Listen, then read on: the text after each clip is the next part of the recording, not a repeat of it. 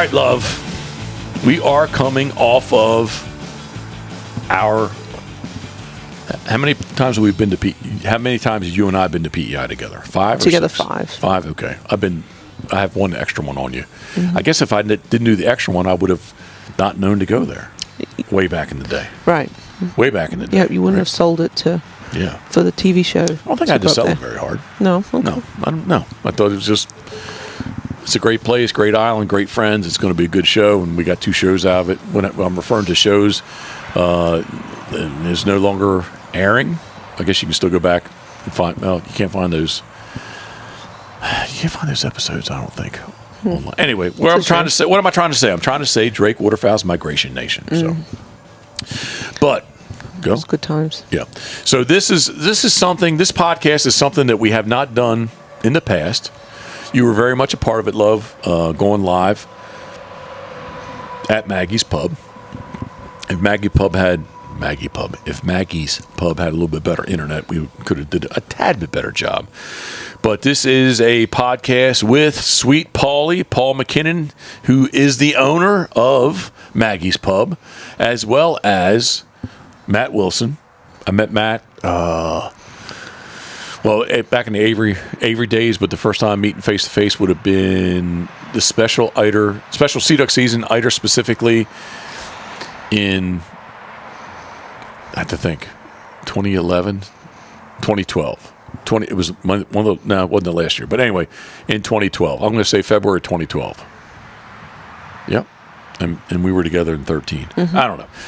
Yeah, it has to be February of 2011. But anyway, I'm just rambling. Matt is Waterfowl East, as well as the East Coast Waterfowl Mafia. So, what is it called? New Brunswick. Well, he's NB Gooseman. Yes. Yeah, yes, on Instagram. But the Waterfowl East podcast / the East Coast Waterfowl Mafia podcast, we were a part of. There was for the PEI Retriever Club's Master National, Canada or Canadian? Paulie told me that. I can't remember. I think he says Canadian. Okay. The Canadian Master National that the PEI Retriever Club hosted back in June. We were part of a raffle giveaway that a great group of guys from Flatbroke Waterfowl in Ontario came. They were the highest bidders. They came over. It was going to be a Saturday goose hunt and a Friday night get-together at Maggie's Pub, which Matt was going to do his podcast. So I was part of his podcast. I was mic'd up. Sweet Paulie was mic'd up, as well as Matt was mic'd up. And anyway, it's really more his podcast. It is Waterfowl East podcast, the East Coast Waterfowl Mafia podcast, but we're going to play it right now. Is that all right? Yeah. Before we do it, thoughts, comments, questions? It was a bunch of people in Maggie's that night? Yes, they were. And it was nicely catered by Stacy, Paulie's wife. Yep. And it was good times. We tried to do Instagram Live, but we're having some issues with. What was the thing that the Don airs? I was going to bring them up. Donair egg rolls, is that what they're called? Or I think it was just Donairs, but Donairs. Maybe. Yeah, got my first try of a PEI Donair. And me too. And I'm eating, and they asked me what I thought. I said, man, I'm eating it, tasting it. I even looked at it. I was like, is this like gyro meat? Mm-hmm. And they're like, yes. How did you know? I was like, well, because we don't have Donairs, we have gyros. Yeah, so it's gyro meat wrapped in a egg roll pastry, deep fried, and then they have this Donair sauce, which is basically, it's some concoction of condensed sweetened milk with some seasoning. I was going to say with some garlic. Okay, garlic. To me, it's like sweet, but it's garlicky. It's savory, yeah. Savory. But is that kind of like the squirters we used? I'll go on there. Yeah. Oh, okay. All right. I'm talking about the butt-ups, the pulsators. Mm. Karen likes to refer to them as squirters. So, all right. Anyway, I cut. So it was very nice. God, I'm sorry. I'll shut up. No, it was. It was a good time, and they were nice people. I didn't get to chat to them a whole lot, the people that won the bidding on it, but they seemed like they were good people. It is, and this is going to be a long one because there's some background people talking here and there, so I'm not sure exactly how how good that audio is, but this is like a 2-hour one. It went on and on. Yeah. So, all right. We appreciate tuning in. We appreciate Matt Wilson, Waterfowl East, the East Coast Mafia Waterfowl podcast. Boom. A little shout out to Tim Grounds. Are we recording? We're recording now, so I don't forget to hit the button. All right. But just while we're getting set up, so that needs to be closer to your mouth. You need to put that closer to your mouth hole. Yeah. That's what he said. Yeah. Okay. That's why I said it that that way. better? That's why I said it that way. No, I'm not good. Paul, can you hear? Yeah, just hold on. Somebody needs whiskey. I'll take one too, please. Whiskey? Yes.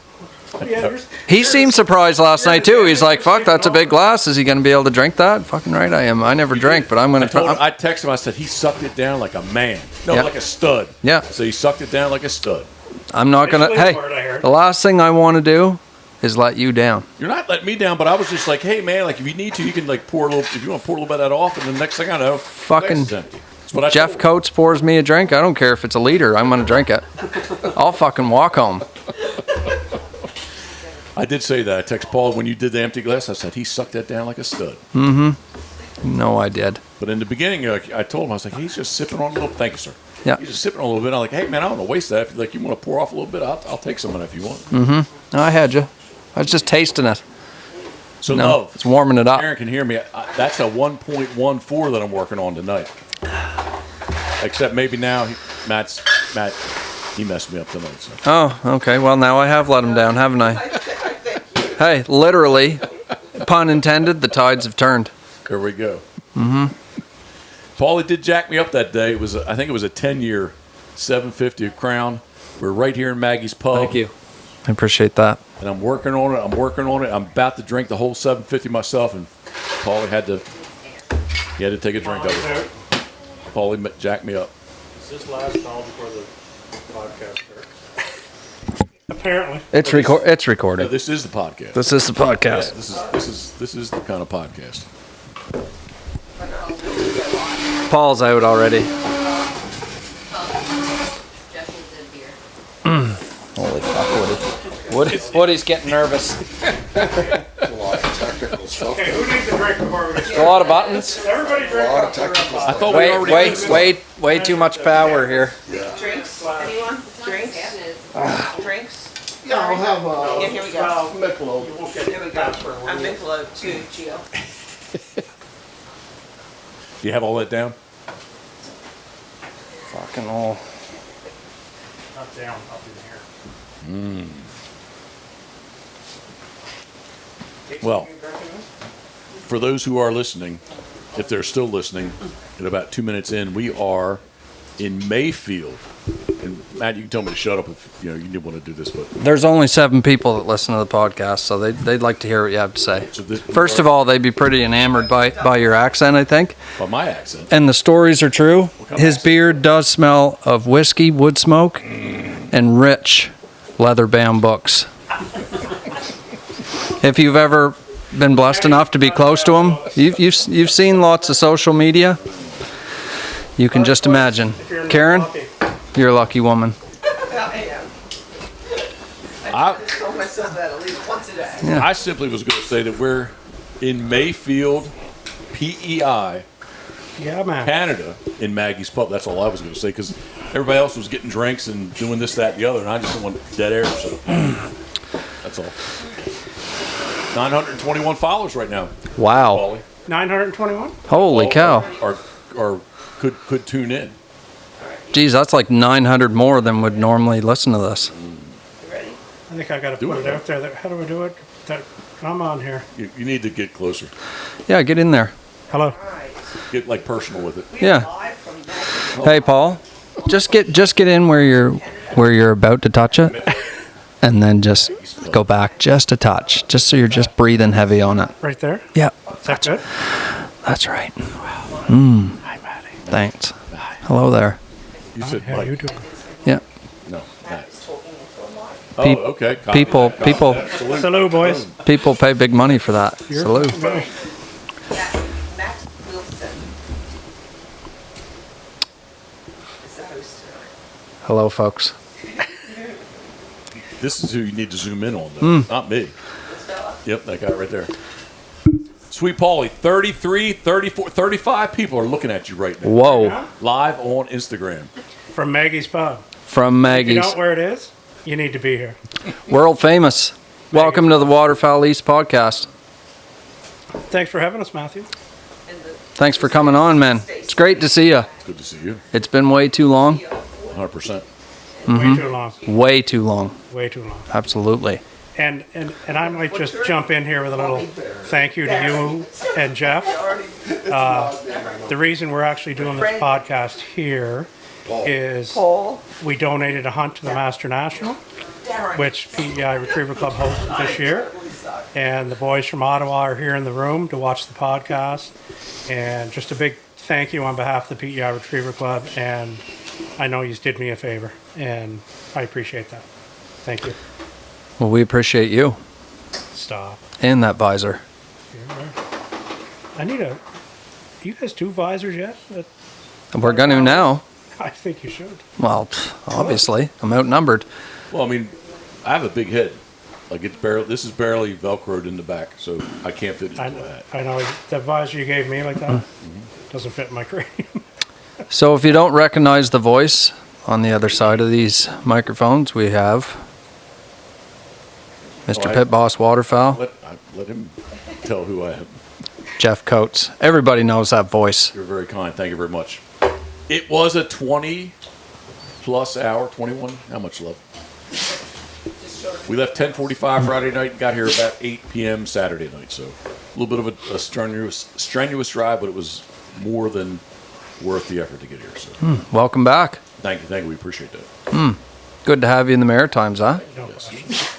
Look forward to this 2-3 week stretch every year. 100%. Karen says one day when we're well beyond our means that she wants to have a cottage here. So That'd be wonderful. yeah, we don't know that that will ever happen, but that's on her radar. So Wonderful. We'd love to have you. On the other side here, we have Mr. Paul McKinnon. Thank you. Thank you. Everybody also should recognize that beautiful voice. Scratchy, Masculine. like leather books. Many bound leather books. Right, like Jeff's beard. That's your next thing. Sorry, I let the cat out of the bag. it's all good. Signature beard oil. No, Brown black. that's a nice smell. It is. It is a nice smell. Yeah. So, how you been getting along over here? We always have a great time here. This year we are here much later, so usually late October into November. And my very first time up with Mr. Wood to my far right, it was December 10th or so of 2011. So there was snow, Yeah. it was cold, and I think everybody made fun of us because we wanted to go shoot Barrow's Goldeneye. We weren't here to shoot I wasn't here to shoot black ducks. I wasn't here to shoot mallards. I was not here to shoot geese, but Barrow's Goldeneye. So Heck evidently, yeah. you want to come shoot Barrow's Goldeneye like nobody else shoots Barrow's Goldeneye. Nobody shoots them like Woody shoots them. Well, there you go. Yeah. All right. I mean, it's kind of a trophy bird, right? 100%, yeah. It was one then, and it's one now. Absolutely. Yeah, we'd get pretty pumped. I mean, we hunt golden eyes late in the year in New Brunswick, and man, anytime we got into a barrows, it's a big deal. So you don't have a lot in there, Matt? No, I love what we call them whistlers. Yeah. I love hunting them. If we had more, like upriver, it's pretty, like the river is the way that they want it, gravelly, and it's shallow enough, but there's too many houses, and it's sort of a roost area. Down where we hunt them later, like this time of year, it's not so much for roost area, but there's no water there this year. Literally no water. Like you could almost walk across the river. It's been a weird year. It's unreal, eh? Yeah, we had a real dry summer and a real, like, then what, poured rain the whole month of November. Yeah. Foggy, like, you get up in the morning, when I come home there a couple of weeks ago, you get up in the morning and you just go outside and you go, no sense going scouting, I can't see anything. I barely see my truck in the driveway. It's just weird. I'm not judging. Sidebar there. I'm not judging. I'm just looking. I see you're looking. I'm thinking the same thing. Yeah, I'm just looking. Oh, I'm too loud? Oh, it's just your angelic voice. I just want to turn you up a little. Oh, I'm too... You speak so softly. with a little list. Oh, you're going to put everybody to sleep, so we're going to turn you up a little. That's all. Yeah. Yeah, been a weird year. Weird year. Yeah, definitely. Definitely. How long's your season been running, Jeff? We are not quite halfway through. So there is no more special sea duck season. Back in the day, it was 107 days. Sea ducks was always open the first Saturday of October to go to the end of January. And then they went to a 60-day special sea duck season where we still had 60-day regular duck season. And now, for the past 3 years, they did away with the special sea duck season, and now sea ducks are ducks, which they always were a duck, but sea ducks are considered to be ducks. So we only have a 60-day duck season. We've had a week in October, 2 weeks in November, and now I go back. I don't know exactly what day we're I think we're kind of postponing our departure. You might as well end the season in Graham and Ann. Well, We're going next week. You want to go? well, I was thinking earlier. We actually met for the first time in the New Brunswick special sea duck season in February. Absolutely. Right, Yeah, so that's been many that's years ago. right. Many years ago now. But I need to get back by Monday for the 16th, so I can do my 6 days a week from December 16th to January 31st. Right. So looking forward to that. And January 31st? it goes to the end. Yep, Okay. And then what? Do you have Brant after that, or is that it for you? that's done. Then would be snow goose. Snow goose goes till the end. Whenever they leave, you can shoot snow geese. Till the end. Greater snows in the Atlantic Flyway. And you did a little bit of that. Was it last year? No, it's been many years. I used to. So here I'm so old. The snow goose limit when I first shot snow geese was a 4-bird limit. So Jeepers. How long ago was that? Right, long time ago. I mean, I feel like I wasn't alive, Jeff. Yeah. Assuming you probably weren't. So and the AP Canada goose was actually closed at that time. No way. So snow geese was Yeah, kind of the only that's thing right. that was open, right? So that was back like in the The 80s. let's say late 80s, through. So is that when they did the points on ducks and No points, but I'm so old. Should I stop saying that, love? Yeah. All right, she hates when I say that. My first Maryland duck hunt, my first Maryland license I bought, duck season was 30 days. It was a 3-bird limit. No way. And I tell that today to people like, well, what are you talking about here? You just hit this right here. Ignore it for the day. There you go. But yeah, so when back in the day, like the duck population was not as good, allegedly. So we can have a 30-day duck season, 45-day duck season, or allegedly? 60. It's been 60 for many Fair years. enough. But yeah, it was. There were not a lot of people shooting ducks way back in the day. It was 30-day season, 3 birds. Right. So Can I that, interject here? Someone had made a comment, I guess, about something that was said earlier. Austin Medler, 23, said DNR asked me about if I was following shell limit rules. I was using double barrel. yeah. Sorry. Okay. Yeah, thank you, love. We appreciate that. There's a comment that I said. I'm not really sure what that means. Yeah, sorry, Austin. I mean, unless in this mixed company, evidently you are on a shell limit. We are too. Well, just No.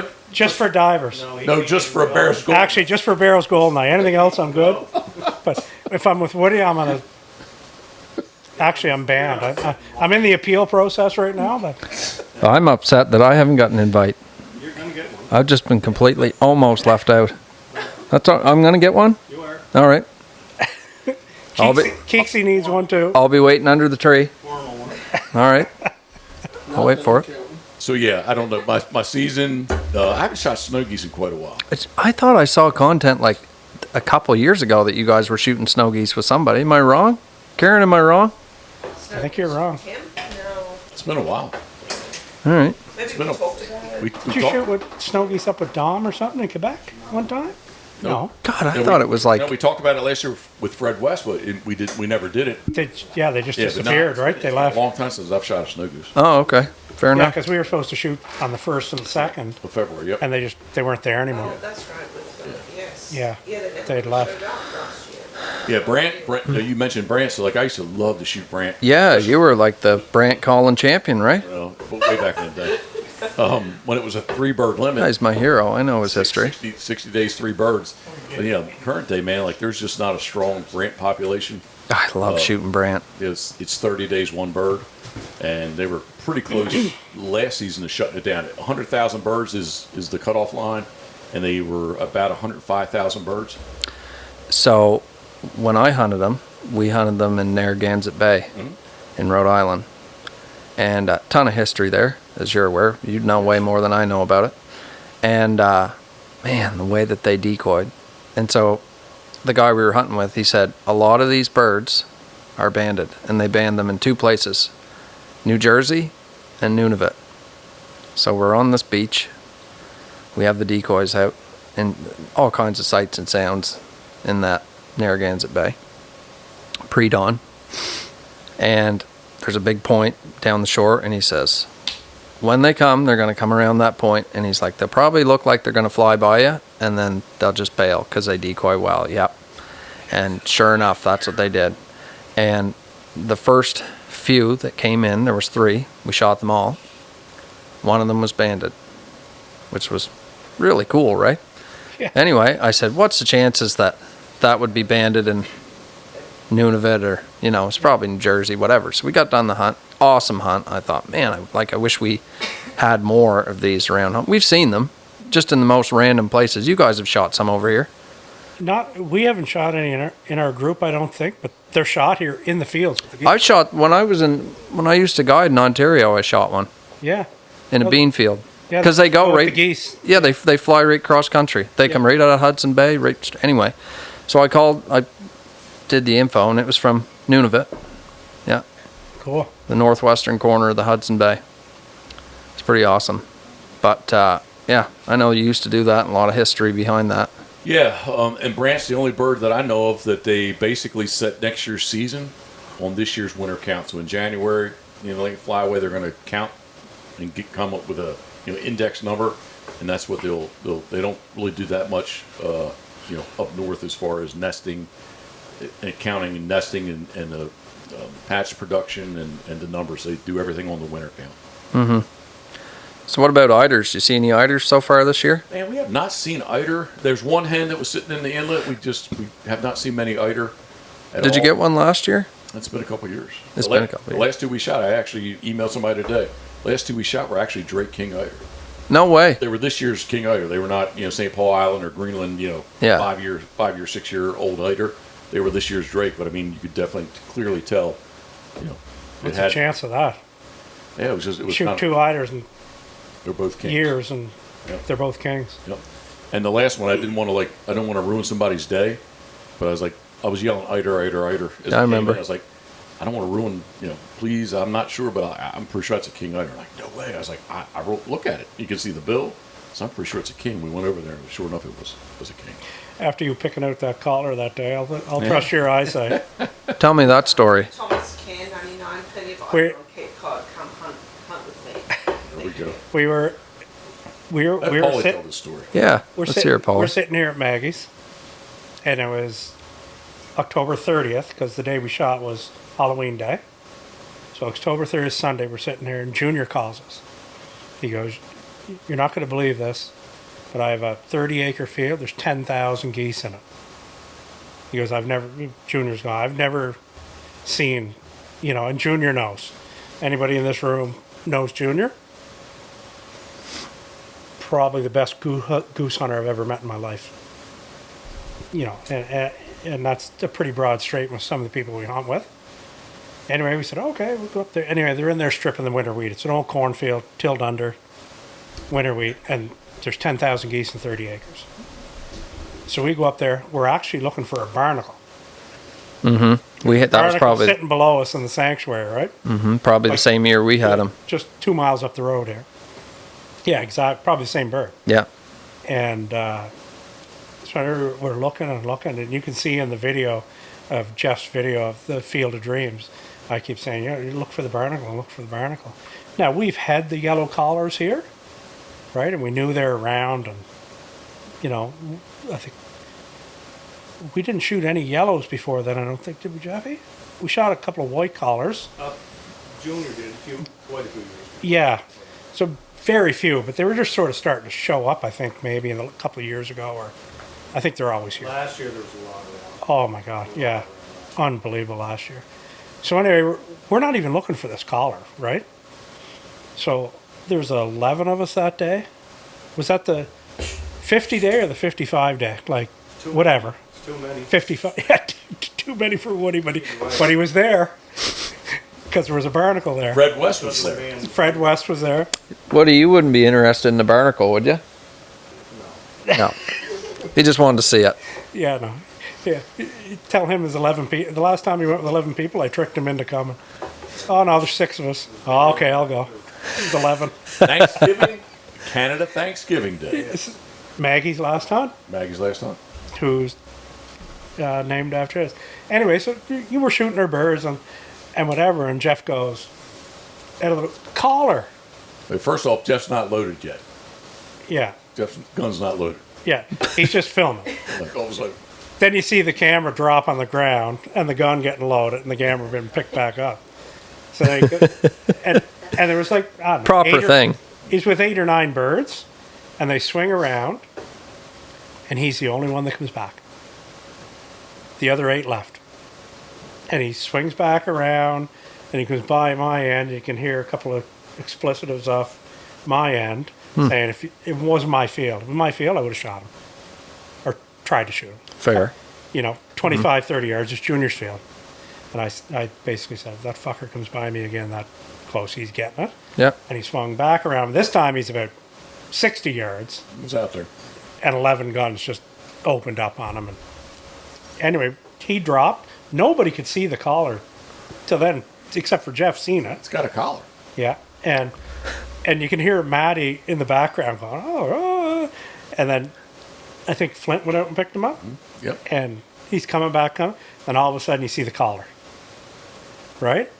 And then all of a sudden you see the tarsal flipping. Nice. And you hear Maddie Dixon going, oh my God. Like that, just like, holy shit. I never seen anything like that. Mm-hmm. And he brings it up, and it's just like, to this day, even in we watched the video the other day, I can't see it. And he's picking it just like that. But we've had a lot of different stuff the last few years. Like, Definitely. Coming. you see it too. We talk about that all the time. Mm-hmm. Like the Greenland geese, obviously, but like we've shot 2 lesser blues Right. in the last 2 years. We had Is that Woody? Manitoba closest? No, they don't get lesser blues. They get graders. Or sorry, yeah, they get lesser. Yeah, like that. Like that's their flyway, Yeah. right? And we've shot 2 in the last 3 years. Well, that last show that we did, there was before one of the clips that never got aired, but it was on there. On that show, there was a speck, 20 snows, which we don't get snows very often. You would think we would, but we don't. And there was a blue came over, and that's one of the only blues I've ever seen. But it was a straight up eagle head blue goose. Lesser or greater? No, it was a big one. Yeah. It was a greater, yeah. And see, we're 5 hours east of you, Yeah, and we're getting these lessers. yeah. So I don't know. What do you know? Would that come from Greenland? I'm thinking they might. I don't know. They must. Like, Yeah, it doesn't make sense unless they went south and then just got fucked up. came back and away, went, yeah. Like just weird stuff lately, right? Like we were covered up in snows all over PEI this year. Yep. That first big over. northwest wind, we had a big, like 60K northwest wind. The Some weird shit showed up. second half of the second week of October. Yep. And the first bunch of birds we saw that day, there was a flock of 50, came over the mountain range. And they were all snows. Yeah. And then everybody was covered up. Remember I called you? I was like, you should see the snows here. You're like, yeah, we got tons over here too. And it's all across PEI. It wasn't just like it was, like we see them every year, right? But it was like there's 30 here and 20 there. Yeah. And like everywhere. Like we were shooting with Junior one day and we had 14 or 12 or something come back, and they're always the first. We had some early ducks, a couple early geese, then all of a sudden here, Bonesy goes, there they are. Yeah. And they just went, And good thing you got them. I hope that's not a trend, really. yeah. That would really change things. There was only, no, there wasn't that many. So there's maybe 8. Because I think there was 3 or 4 matures and 5, immatures. But we picked off, I think, 3 or 4 of the matures out of the 5. Yeah. And a couple of the boys didn't have a great day. We had a big group. Like, we put our groups together one day, and we had some snows come in. And, they didn't give us a very good pass. Yeah. But it was between 50 and 60, which anybody that hunts snows would be like, holy shit, that's an awesome pass. But, anyway. Light 'em up. We were guiding. Yeah, And yeah, exactly. they got That's one. a different game. Which was great. 12 of them. We got one. had 3 or 4 guys that were guiding too sometimes. Yeah. It's like, Yeah. put them in the middle. Yeah. It was cool to see them, huh?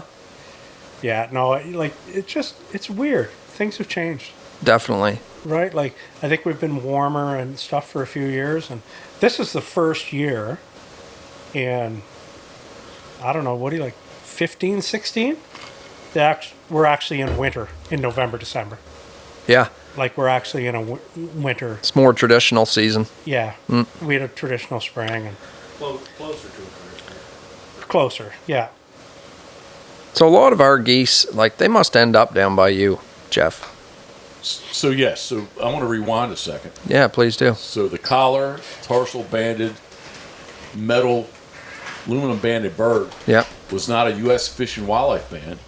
It was a Denmark Copenhagen band. Yeah, that's cool. That the bird was from Greenland, right? So I want to just take a side note and say how things are so relative. So everybody from down my way was freaking out. It's a Greenland goose. Oh my goodness! It's not that collars and tarsal bands aren't a big thing from Maryland, Right. but this thing was from Greenland, right? Yeah. The next day, it was a really big deal in Maryland. The next day, the blue goose got shot. And lesser. And I want to say that the fellas here were freaking out about Right. this snow goose. Yeah. It was a blue goose that was a lesser. Friends down home, like Fred West's son's like, well, shoot, you want to go? We can put 20 blues in the back of your pickup truck if you want. Like, snow geese was not a big deal to them. Right. The collar bird from Greenland was a really big deal. Yeah. So it really is kind of like how Yeah. things are relative, right? And for us, because they have been shot here more and more in the last 10, 15 years, but did they used to be white collars, Woody? Bib collars. It's been going on since '92. You're right. Used to be a lot more bibs, didn't it, Woody? Well, the bibs were more of what CWS would have been. Yeah, they were Canadian Wildlife Service bibs. So the Greenland study started in '92 because I've been in contact with Tony at Fox, who was Species is besties with them. the guy Starman. that started it. It's going up to spoon with them. They didn't do it this No year. judgment. Ran out of funding. All right. So anyway, I just want to say that bird was banned and collared in Greenland. And again, to my friends and my local people in Maryland, that was a really big deal. The snow goose the next day was a really big deal. We were here. more excited because we felt that blue goose, lesser blue, was way more rare than. You had a better chance of shooting a Greenland goose here on PEI Definitely. than you do getting a lesser blue. Still a big deal, From- but to shoot, nobody shoots blues. Yeah, like We don't see them. We shot another one this year. The boy shot another one. We had a we had a Ross goose here in the spring early season. August? Yeah. Right before early season. And he hopped a couple of spots and around here, then poof, he was gone, right, wherever he went. And we were hoping we'd get him in the early season, but yeah, just weird stuff. Like, So these yellow-collared Greenland geese, they go on down into from Jeff's paperwork that he has. There's evidently a good population that goes to Long Island, New York, and actually some in Maryland. There's one. I think the latest one in that list was shot in Centerville, Maryland, which is right below Molly's place. So like they from Greenland all the way to Maryland. yeah. That's where I figure they got to end up. You don't hear about much Canada goose hunting south of you guys, really. Yeah. Not too much, Yeah. But you know, we years ago we started shooting specks, and I mean, where are they coming from? Pink-footed. You know, pink-footed They're coming geese. from Greenland. Yeah, every year we're getting them come through. Yeah. Right. We got them here. Like we shot a pink-footed. Robert shot it on Stacy's family farm like 20 years ago. Yeah. Just come in at an hour ago. What? You know, what the hell is that? Landed about 50 yards outside the all by itself, and you're looking at it, and it's got that brown, like that light brown look, and you're looking at it going, I don't know what that is, but somebody better shoot that, because, you know, we didn't know then, right? Like, Right. he had Woody in the vine, he'd be able to tell you. Like, we didn't know, we just killed shit. Yeah. Obviously, it was Right. different, so you're gonna was shoot it. weird. Yeah. Yeah. And Robert stepped out and shot it at like 60 yards and was pink-footed. Yeah. Crazy. Crazy. But- How was your year? My You had a year, big year. we had a best year we've ever had. I was going to say. Yeah. One more note on the callers. No, I can't. Danny Clark, the taxidermist, he had one in the shop. We saw it yesterday. Did you? Yeah. Isn't that neat the way they don't rivet those bands? They just bend that extra piece over. So that band wasn't the same as the one that was that day, the collar in the Field of Oh, it's a Dreams. different band? Well, it was not the same style aluminum band. The Oh. one in Clark's looked, it missed the rivet, but that was like a Raptor band. Right. It was kind of folded over and bent, but it would, for a Raptor, it would, in my mind, it would have a rivet holding it together. Oh, So when they go down and hit something, that they're not knocking that band off. Right. Right. cool. So here, just real quick too, so that the Greenland geese, that one that was shot in Chestertown, Maryland, that's not considered to be that's not an Atlantic population goose. That's not, quote, a migratory goose because Yeah. it didn't come from the Ungava Peninsula, which is generally typically all our birds that are in Chesapeake Bay region.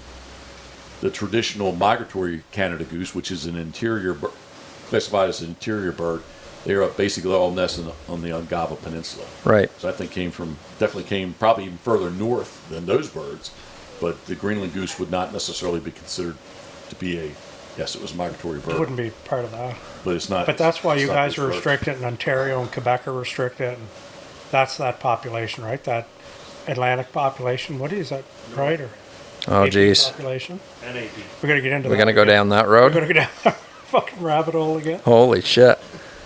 PEI Duck and Goose Hunters Facebook was going pretty wild there. You Probably the biggest thread ever.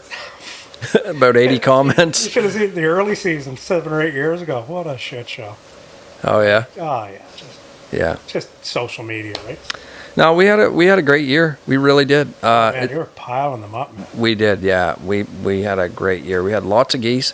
Before I left, and I can't say, I was talking to Rowan today, and he said that we got more snow. So, I mean, God only knows. I mean, if the river's starting to freeze down towards the river, it's going to be, you know, the snow's going to be piling up. But I had, before I left, 8 inches of snow in our last storm at my place. And then 15 minutes upriver, there was, like, you could still cut your grass. Yeah. You know, there You was look no at the snow. boys today, we're shooting over with Josh at Point View, Yeah, and it's green. yeah, And I stepped out here at 7:30 this morning to go scout and try and find something because Yeah. we lost everything. yeah, For the guys shoot tomorrow. So goddamn whiteout. yeah, yeah, crazy, yeah, It's blowing like 60 or 70, and you couldn't see the end of the driveway, yeah. right? Yeah, we had like last year, I think we had more black ducks than we had this year. But again, before I left, like, I've got videos on my phone. Most of the ducks that are on my main roost right now, the majority are black ducks. Yeah. And the majority are drakes. Yeah. Big, burly drake black Big ducks. late fuckers. Yeah. Yeah. As people like to say around here, the big northerns, Yeah. big red legs. Yeah. Yeah. So, but no, we had a great season on geese. You know, a lot of the same clients.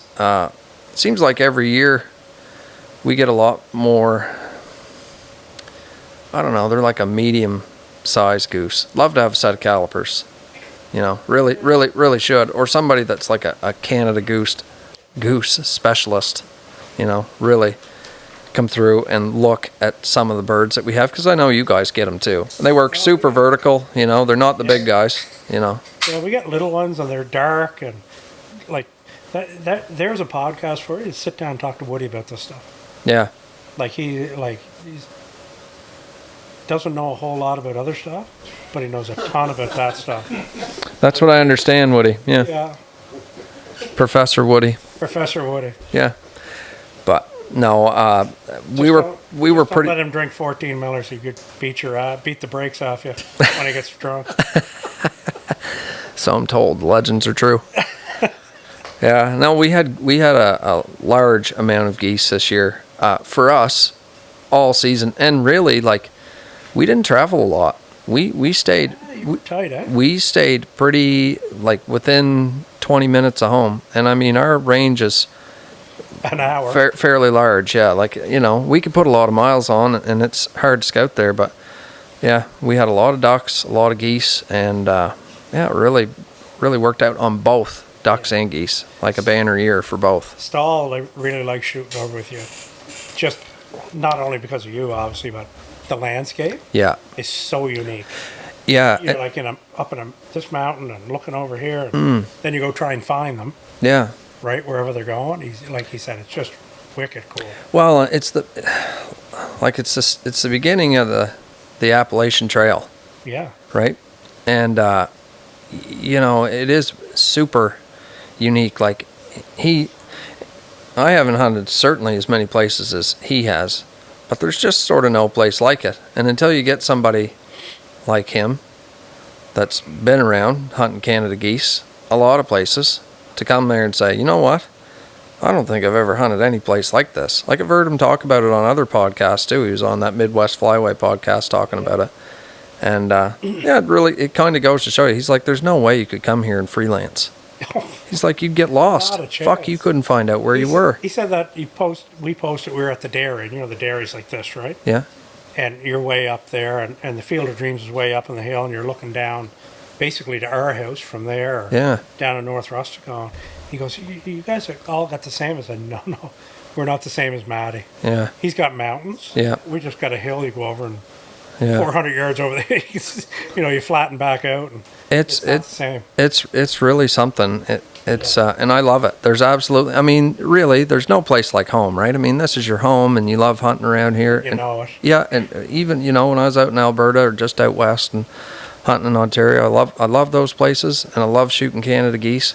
But there's absolutely no place like that river valley for me. You know, I haven't been there yet. yeah, you got to come. You got to come. You know, whenever it slows down for you, it's hard to leave home too, right? Well, When it's good, we're like you, except we don't guide. right? Like, we're 8 lunatics, right? That Yeah, no, I get 8 it. or 9 that run around, do the same thing, except we just don't guide, right? Mm-hmm. And lucky for us, we're like literally most days a 15 or 20 minute radius, Right. right? Like, Yeah. but we do it differently. That, you know, you look at our group, that nobody has golf memberships, or nobody has whatever, right? And Yeah. it's like we all just love it. Yeah. There's 4 or 5 guys beating the road. Like this morning, I'm getting texts from everybody because we got the guys here, right? Yeah. Jesus, this is froze up. That's fucking froze up. Yeah. I can't even see this. It's blizzard, you know. But we that's every night, Yeah. right? 4 Yeah. or 5 guys every morning. You go hunt, shoot, clean your geese. Where are the birds? What fields? Do you got them? And that was one of the things the guys from DUTV knows. You guys put decoys, leave decoys in your field, eh? Yeah, we move all the time. Yeah. That's tradition here for you guys. Yeah, and it's not anywhere else. No. Well, somebody'd steal them home. Yeah, 100%. and well, we've lost them here, but Right. But every morning, if you go and the wind shift it, and you got the decoys in a certain part of the field that maybe it's going to be a real big wind, you want to be in the low part of the field. Yeah. Like you're moving decoys. Like Right. I'm driving around now. Like I know the east side, all my decoys are froze solid Right. with snow that we'll have to go and beat the shit off tomorrow. And Need a whatever, leaf blower, Polly. oh, not tomorrow. It froze up tonight. Yeah. We go ducking in the morning. It's going to be like -20. Yeah, it's gonna be cold. Yeah. But we're close and easy walk Yeah. and stuff. But, Yeah. Tell me this, Matty. And here's my story about meeting you. I met you in Otter. And judged your first master test, I think, Yeah. right? Or your master title. Master I judged test. your master test. Yeah. Right down the road here. Yeah, but I judged you in Moncton too when you got your title, I think. At at Dempsey's. Oh yeah. I think so, in that back pond, Yeah. right? Did you get your title there? No, that wasn't my title, but you did my first master test with her. Yeah. You and Randy Perry. But like that, like you were saying, it's 13, 14, you thought? I thought it was 11, but you said no, it was probably 2013. Yeah. Yeah. Yeah, it would have been. No, because she was born in 12. 13 was her. Oh, so it'd be 13, 14. 13, yeah, because she was running master the second year. Okay. Yeah. Best young team I've ever seen. Yeah, she's a Here. good girl. And I'm not just saying that, Yeah, she's a good girl. just Yeah. because I'm on your podcast. Yeah, she's a good dog. Good dog. Made me as a dog trainer, right? No question. Yeah. Yeah. Yeah. But there was And- never any fights. I never seen it. No. You know how some of these dogs get out there and say, fuck you, I got it figured out. Yeah. Never like that with Otter. No, she never had that button. Never had that button. Eh? Yeah, doesn't mean she didn't have that dog in her, as they like to say nowadays. I think she did, but I think you got it from the right kennel Oh at yeah. the right time. Oh, I mean, look, if I would have started with Tank, I would have not been a dog trainer. I did, it'd been a mess. But every dog, if I look at it now, every dog that I've had progressively has been what I needed When you needed it. when I needed it. Yeah. Yeah, yeah. Riley, as far as like energy level, was a step up from Otter, Yeah. and then Tank came along, and Digger, Tiger. old Diggy, Talented dog. Oh God, bless him. That dog. If you hadn't get bounced around so much. Well, I mean, and he was like, he lived some good years. He did a lot of hunting with me. That dog, Jeff, could pick up a full-size Canada goose with the wings on its back with his mouth like this. At full speed. Yeah, Poof. he was like a hippopotamus. Yeah, Big yellow. big yellow bastard. Except when Todd had him, He was extra large. He was a coffee looked table. like a hippopotamus. He did, yeah. Todd had him. He was. Yeah, God bless him. He was a good boy. But yeah, when I got Tank, I've had to step up because of that dog. Right? You either step up and match the dog or you don't. The dog's talented. When Wally doesn't want to deal with it. Yeah. Oh yeah. And I'm one of the best dog trainers in the Maritimes ever. 100%. All he said, he's like, he took him down south, I did all his basics, Yeah. and he was basically ready for swim by, which was perfect timing when he went down south. And he said, that dog is as much work as all 5 of my other ones. But fuck, he's talented. He's fucking talented. And he is. And the guys love him. Like all my hunters just love him. Like Such a great guy. if he doesn't blow himself up, like, I'm thankful that we do so much footage, because there's so many memorable retrieves. And his deal is he just won't slow down, right? If he's going to pick something up, he just opens his mouth, and that slows him way down by. when he hits the bird. Yeah, on the way by. And, if there's a cripple out there now, all my groups know, right? Yeah. So if there's a cripple out there, they're like, oh, here comes a good one. There's comes one for you, Tank. Tanky. Yeah, here comes Tank to get him. Yeah, he'll just steamroll them. They just love that. And then it ends up being the people that maybe don't even like dogs, never been around dogs much, haven't hunted waterfowl. They just kind of came with their buddies or whatever. By the end of the 3 days, they're like, this fucking dog thing is pretty cool. We're all, this dog thing is cool. Yeah, yeah, Just a exactly. dog guy right there. Yeah, You see a highly trained retriever sit there and steady yeah, and pick everything up in the decoys and pick up the long ones, handle nicely, right? The key is you don't even know they're there yeah. until they're needed, That's right. right? Yeah, and I said this year, walking back to the blind, I was walking back with one of my hunters, been coming with me for a long time, and he said, boy, Matt, we really enjoy the dogs. They really love it, don't they? And I'm like, as excited as we get to do this, as much as we love this, I don't care who you are. The person that loves it the most in the world, they do not love it as much as those dogs. Not a chance. They don't. We Training, don't. Hunting, Yeah. we don't. Like, we live for it, but they live for it. That's their jam. You know, it's their whole life. I got another question. Sure. It's for Coatsy. Yeah. Here we go. So, back in the day when we were all with Avery and We were all Avery Pro staffers, weren't we? we were there, what, 2003, 4 when it started? Around there? Yeah. Yeah. Yeah. So here, and it's so awesome to see where you've come, because that Avery Sport Dog logo Yep. is your picture, Alex Abrahams Jackson. Jackson. Yep. And Chocolate dog. back in those days, what most people wouldn't know is that when Avery started, they sort of cherry picked the who's who of waterfowl, Those were the heydays, for sure. right? So you had Fred Zink and you had Stahl there, and Stevens and Jimbo were there then, and all these guys. You were there. They had dog guys picked out. Chris You Aiken, were- I think. Chris Aiken was there. You were there for the seat up decoys and designed all that. Like, that's a cool time. But now I see you're sort of like me. Like, we were out of it for 10, 12, 13 years. You might be a little longer. Like, running the dogs. Oh, yeah. 100%. Yeah. And then to see you in the last year or so, I like our little text group and Yeah, thank you. talk training and Yep. and to see you back, like, it got you. Full bore. Well, 100%. I told Karen, like, if we're going to do this, like, we need to make the commitment to do this. Like, I don't want to do it. So the story goes, all 5 blacks that I had, Coot, Diamond, Poacher, Booger, and Bristol. Karen sadly put them all down, but she never really got to see them run. And when she put Booger down, he was the last one to go. It would have been in June of 2017, 16 or 17. And she's like, hey, do you want another dog? I was like, we were fishing at the time in the ocean.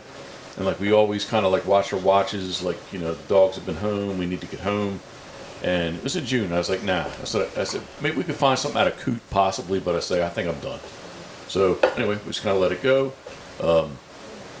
Got a different phone call on a Wednesday night. Hey, Jeff, Josh Butler, you don't know me, but we know each other. I want to invite you down to Texas Teal. He goes on and on and on. I was talking speaker so Karen can hear it, so I don't have to repeat everything. And he's like, the weird thing is, like, you need to fly, in 2 days. So, like, anyway, we made it happen. I went down there. We, all around the duck camp were dogs. We gunned over dogs, and I got back to the airport. I called Karen. I was like, I want a dog. So we kind of just started it back up. And anyway, that's kind of how we got back into it a little bit, especially with the new place that we built. It's a little more dog friendly, and with Rye, I basically just force fetch her so Karen could go run her in junior. Didn't do much more than force fetch her, and so Karen, we got through 4 passes. 4 for 4. She's a junior hunter.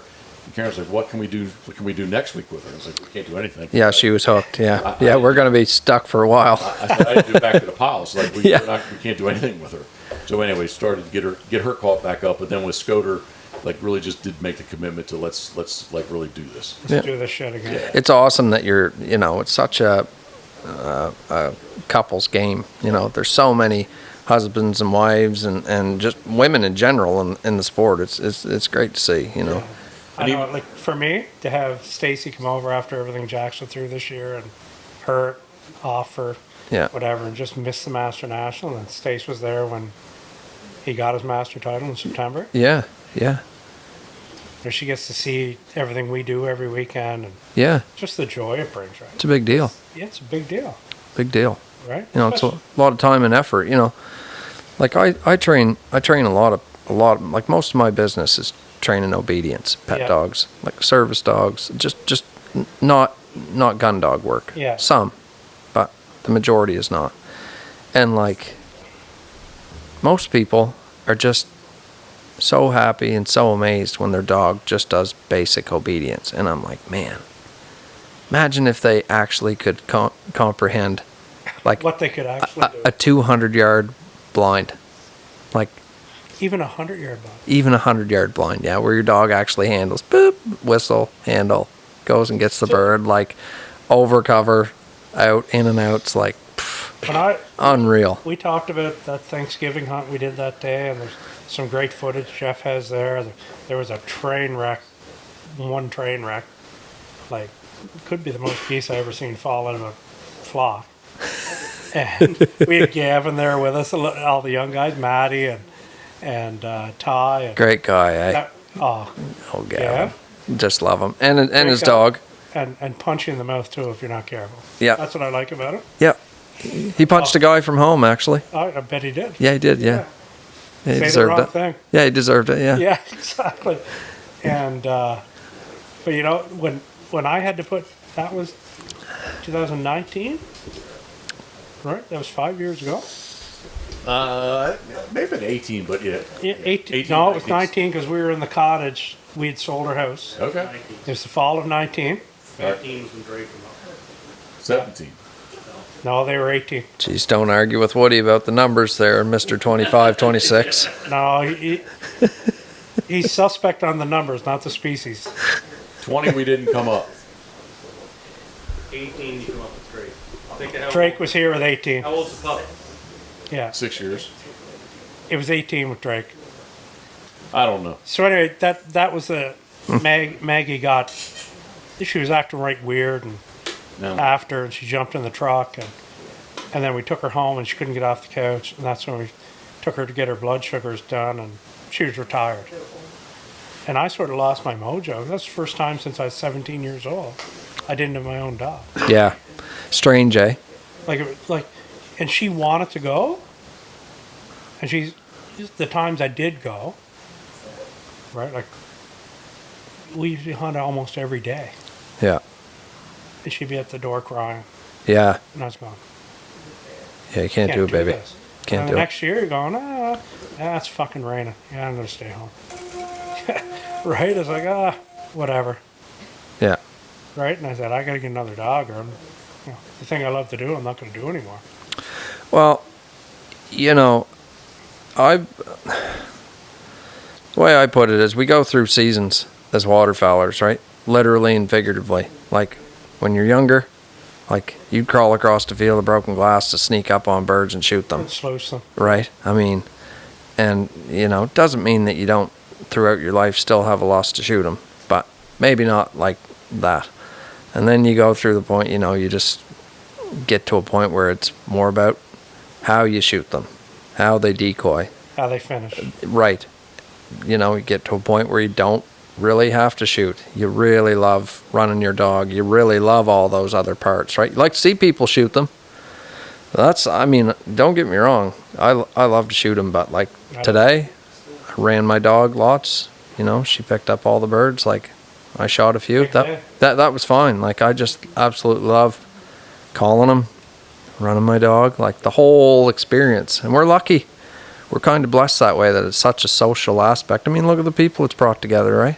Look at this right here. Yeah, exactly. It's a small, you know, the waterfowl industry is pretty tight-knit and small, like the smallest of all of them, really.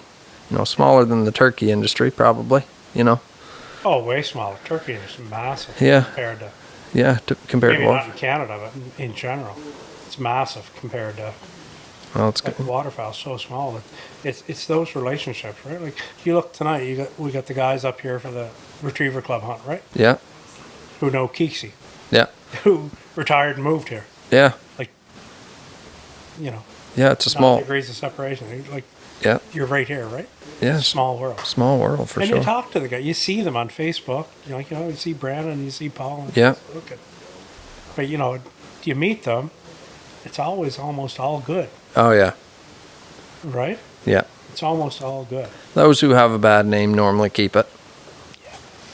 Whoever's a donkey, they're a fucking donkey. Yeah, Right? You just 100%. Yeah, tell them to go fuck themselves, and they tend to go away, right? yeah. Hopefully, Edit that out. and we're not gonna edit that I out. know you're not. That's part of That's it. like the gargoyle. Yeah. So one thing I wanted to talk about is you mentioned a post that you saw today about how there's a generation that doesn't know about DVDs or never lived those days. We were talking about the Avery Pro Staff days, and those were pretty good days, back with the forums, and we are going to get talking about the old days for sure. We are. We have to talk about that. Because it's a huge part of the industry, right? The industry is not that way anymore, But that's a very real thing, I was listening to Joe Hines' podcast the other day, the Four Score podcast, and he was talking to Fred Zink. He was doing an interview with Freddie, and they were talking about that, the DVD days, and about how, you'd wait for them to come out. Wait to get them. Yeah, we couldn't go to a store and get them. We had to order them, but if you had a store, you'd go when they came out. And it was a big deal. All of us have got boxes of those, and VHS probably too. It was such an evolution of. It was like and maybe this was before you, Matty, a little bit. When Bigfoot decoys come out in the 80s, turned the whole fucking thing on its ear. Yeah. Right? And it was Outlaws before that, Outlaw side views. It just sort of turned everything on its ear. Yeah. And it was a new thing.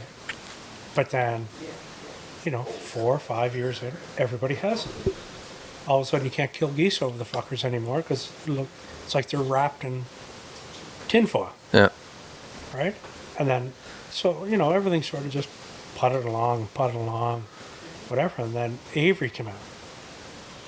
And if Tom Matthews wasn't mentally retarded, and I don't mean that in a bad way against handicapped people, but he was mentally retarded. He brought in the best minds in the game. Oh, yeah. That was everybody in their infancy. Yeah, Tony Vandemore, Tyson Keller. Yeah, you guys are snow goose guys. Yeah. Go do snow goose. Yeah. Coatsy, you're going to do the... You're the sea duck guy. You're the sea duck guy. Everybody knows that. And go get him. You were an Avery Sport Dog guy, right? Because he was running all-age stakes and doing all that stuff. And you look at all that time, right? Yeah. It was another evolution. And there was gatherings at that point. It was a big, every weekend. Yeah. Even in the Maritimes, you go somewhere, there was calling contests every weekend. Yeah. All the dealers. Hell yeah. And I was lucky that I sort of had a different gig with Fred that I just managed all the dealers. You don't got shows up there, you don't got Cabela's, you just take care of all the dealers and just send the stuff to Don. Right? And, that was and then the flock decoys came out. I was like, holy fuck. And if people don't think that was a game changer, they're out of their mind. Greenhead Gear decoys itself, I remember when they came out and they did those 24/7 videos, and he had those, and they had the fixed bases. That could totally, there was nothing like that. Yeah.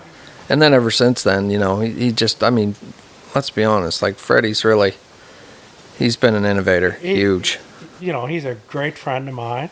Huge. And we got to reconnect a couple of weeks ago there again at his home with his wife and just talk about life. Yeah. Because they've had some horrible struggles. Yeah. Both of them, personally. And, but if you look at chokes, even ammo, clothing, all the layup lines, decoys, there's not much he hasn't had his hand in at some point. Yeah, and when you listen to him on that podcast talking about,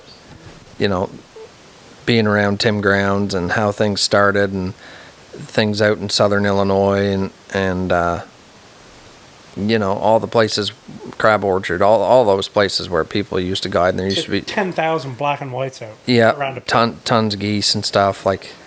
We sort of missed out on that, right? We don't have that culture here. We could only read about that stuff. Right. And when I hear about that, I'm like, damn, I wish I would have. Yeah. I wish I could have seen some of that. I wish I could go down there and live some of that. He appreciates that because you remember the message he left you. Mm-hmm. We're sitting there at his island, and he's calling hunter grounds. He was calling goats. He's just calling everybody. We're drunk as arse, right? Yeah. They're just pounding the lobster into them, and he's just calling all these guys, and he goes, because he appreciates all those guys. Yeah. Right? And everybody had and Freddie had his point, but everybody had a hand in that evolution. And it's nice that there's, with people coming and going out of each other's lives there's still a lot of respect amongst them. You know what I mean?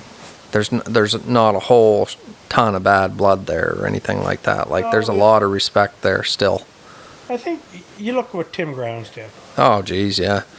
Like, Tim Grounds, you take... God, we're getting eaten up by scooters. Fuck, White Wings or Surfs? Not Surfs, but that's the official Pitboss ringtone's available on iTunes. Just letting you guys know. Really? Official Pitboss ringtone available on iTunes. You got a code for that? I don't have it. And I don't get paid for it either, so I'll just say it's on iTunes. Oh, okay. Okay, we will. But, yeah, like, to hear Freddie talk about those times, like you have Foils, Yeah. Fred, Stahl, Hunter, Robbie Iverson, like every best goose caller that ever walked the face of the earth, Yeah. Tim Grounds created it. Oh, yeah. Same Kelly with Powers. Kelly Powers. There's a lot of them. Like, Fred was going on and on about people, you know. Like, unbelievable. Yeah. Right? And you know who beat Fred 2 years in a row? Stahl. Stahl. Yeah. And which I feel at times, you know, is sort of underrated. Like, you don't hear as much about Stahl as I feel like you should. But, World champion. you know. He was making sounds like, when I hunt with you or I hunt with, you know, a Stahl or Fred, and you hear guys calling, it's like, I can clock and moan. You know, I'm not bad. Yeah. I'm okay. Mm-hmm. Or I can get the job done. Mm. You know, very fucking pedestrian. And you hear you guys, I'm sitting there, me and Jimbo are on this end of the blind when they were here.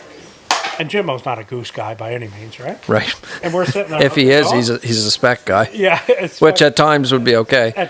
at John's farm, shooting them in the water. Yeah. And I'm going, we're looking at each other going, what the fuck? How do you make that sound down there? Stahl? Yeah. Oh, yeah. He's down in the, Stahl was at the other end with his dog, and I was on this end, and Jimbo was by me, and I'm going, you hear that shit? I love hunting with Sean. He Love calling with him. couldn't meet a nicer fucking guy. Yep. It just love the energy he brings. You know what I mean? Like, you can tell that he loves to hunt Canada geese. And his blue eyes. Yeah. They're Well, that's not. mesmerizing. Oh, well, yeah. Check out his OnlyFans. Yeah, that's what I heard. Everybody else is onto the feet. Sean's way ahead. And Sean, you can be mad about it, but it needs to be said that Yeah. you got an OnlyFans, Yeah, and it's no. just your eyes. It's not And foot he pictures. brought up a whole- Sean Stahl, OnlyFans. Yeah, he brought up a whole bunch of calls for everybody, and and helping Yep. the boys blow a call and tune a call, and that that's where we're at. Like, it's the memories of it. Oh yeah, I really enjoy. I enjoy Sean as a person. I enjoy the outlook he has on hunting, and always learn something when he's up. As much of a student of the game as we are with dogs, you know, I'm the same way with hunting. You know, you go to somebody's area new. Like, I love coming over here and being, so to speak, guided. You know. Yeah. Hunting with you guys and Hanging. getting to see how you do something. Like, shit, it might be the most rational, simple thing, like dog training. I never thought of doing it that way. That's awesome. Yeah. You know. Yeah. And Sean was here. Like, a lot of people, I don't think, give Sean Stahl the credit I don't think so. No. of how involved he is in products. Oh fuck. And he's the most humble fella you'd ever want to meet. He would never tell you. He'd never tell you. But there's products over the last 25 years. Well, that'd be another name from you guys, right? Like, that's the thing about Avery in the early 2000s, where they identified, hey, we're gonna, Jeff Coates, Brian Rhodes, right? They identified everybody everywhere. Yeah. Who's the Cherry best? Picked them and brought them all in, Yeah. and then had a pro staff of 200 or 300. Yeah. That they actually had pro staff manager. We were all there, right? It was good. products I were thought. flying off the shelf. Yeah, it was a good time. It was, Hey, the points were there. oh, I mean, we did good up here, Paulie. but and when I did even better when Freddie left Avery, and it was Avian X, and Avian X was Avian X and Zinc and Heavy Shot and Pattern Master. Yeah, And we didn't have shows up here, right? yeah. So Freddie goes, you just take care of New Brunswick, Nova Scotia, tell me what we need to do. And it's just like, we get this many dealers. Good. Yeah, get her done. And Barry Keeks could speak to this. When he sold in 2016, I said, and this is the thing, like, I talk about Fred because we're friends now, because we are. But back then, you would never talk to Fred. No. You would never sell or send him a text. Like, you'd never talk to Fred. You talked to Dawn, his wife. She ran the fucking show. Right? She ran the shop and the warehouse. She ran the show.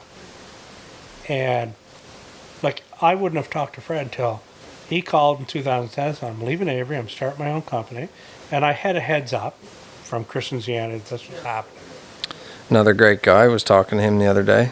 Great guy. Yep. Little squeaky on the nickels, but he's good.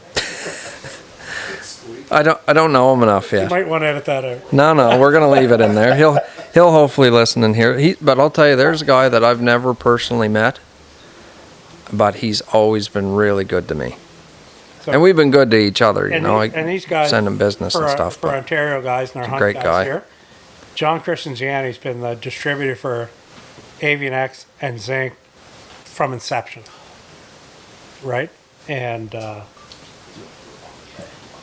good friend of ours. But like that whole, like I was saying, nobody ever talked to Freddie. You know?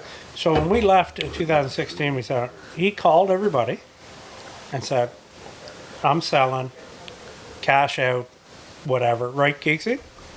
Yeah, made sure we were set up too going forward. Didn't last that long, but he made sure we were all looked after. I never got a bill, and I know you didn't. No.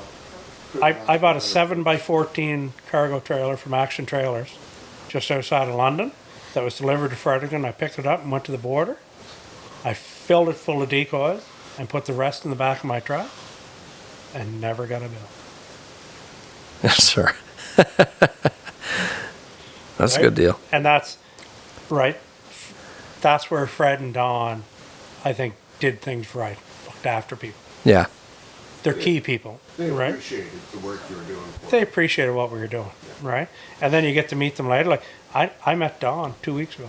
yeah, We had like a 30-second hug.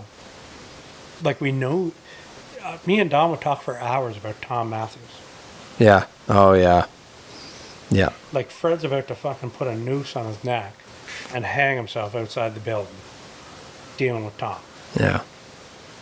right? Thought about him the other day, wondering where in the world he is now, what he's doing. Well, I think he's still around. Yeah, he's still around.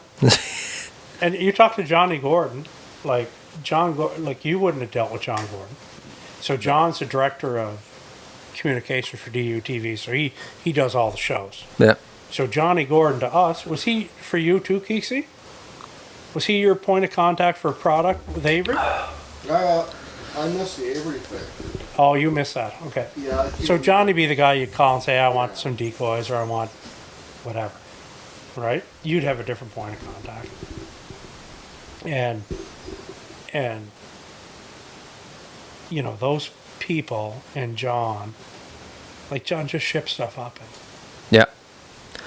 Yeah, you look at your got points and go, still have all the same points. you got to look after people. It seems like, you know, like now you're with Molly's, Jeff. Seems like you got a great deal going with those guys. They treat you well. They do. They take care of us. And, you know, I hope that I do as much for them as they do for us. And at this point, I mean, you've been in the industry for a long time.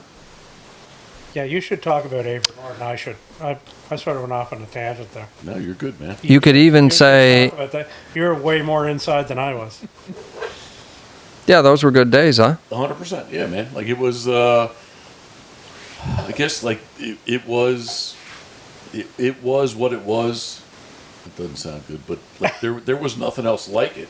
No, in that time period. there was not. Because you had the TV show before that, right? Ducks, Dogs, and Decoys? Just slightly after that. Okay. Yeah, but like there wasn't. We didn't have all the technology that we did. We didn't have iPhones. We didn't have smartphones. No. It was like all this happened before that, right? So, like it was its own entity. That's when pro staffing was actually Meant something. It meant something to be an Avery pro staffer. There was only a couple Cabela stores, Yeah. and they were big stores, and Avery Waterfowl weekends were big. Oh yeah. Huge. Love those. Maybe Yeah. like the NWTF for fuck's sakes back then. Like they were huge. Yep. Yeah. So no, it was a very unique time, 100%. Like it was just, I guess it happened at the right place at the right time. Yeah. I think, but it was big. Yeah. But they had to have the products there too, right? They had to have the stuff there. Yep. Had the products and had everybody behind it and Pick the right guys to market it. Yeah, it was. I mean, who else was bigger? Right? Nobody. And you see, like now, fast forwarding ahead, as far as the culture goes, the culture's really changed. And you see companies like Dive Bomb, for one, making a big push, and they got a lot of they've got the young guys for sure. A lot of Just like Avery did. Yep. 25 years ago or 20 years ago. yeah, but for them, it's all like real young guys. Yeah. Seems like, you know what I mean? I don't know. I don't follow Dive Bomb a whole lot, but Maddie, I think if you look back at how it is now, because like here's an example. Asher asked for an overview of the hybrid blind and chair last year, yeah. so I gave my overview. I said the blind's 6 inches too high and the chair is 6 inches too low. Something funny, Jeffrey? Go with it, man. Go with it. Yeah, Paul. continue on, Paul. And it went sideways, right? So all those Dive Bomb kids, you're fucking, and I said the dog doors are the biggest fucking mistake, or the biggest, you should never have a dog at your feet. The best dog in the world is going to have a bad day. And if he's at your feet at a dog door in an A-frame, to me, somebody gets shot. Plain and simple. Because a dog can have a bad day.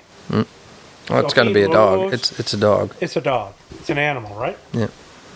And so, like 367 posts later, it fucking went sideways. I had the owner, like fucking Cody, fucking texted me or messaged me, and Arthur texted me, and I told them to go fuck themselves. If you didn't want my feedback, don't ask. I can't believe you're using that language, really. Yeah, well, I know it's rare.